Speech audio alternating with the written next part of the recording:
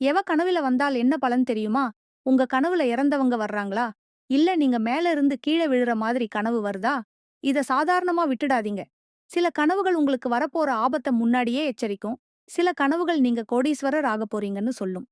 அது என்னன்னு இப்போவே தெரிஞ்சுக்கோங்க.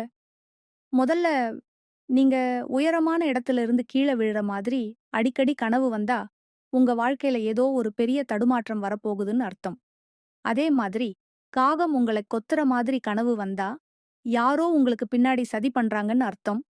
இத மத்தவங்க கிட்ட உடனே சொல்லிடுறது அந்த பாதிப்ப குறைக்கும்.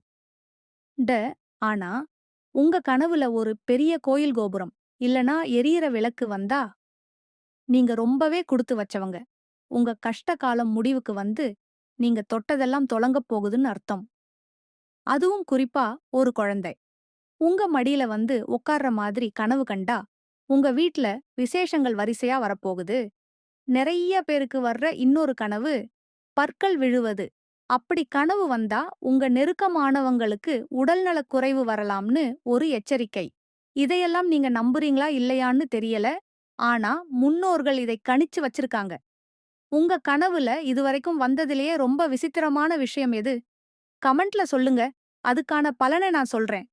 இதே மாதிரி மர்மமான தகவல்களுக்கு நம்ம சேனலை சப்ஸ்கிரைப் பண்ணுங்க.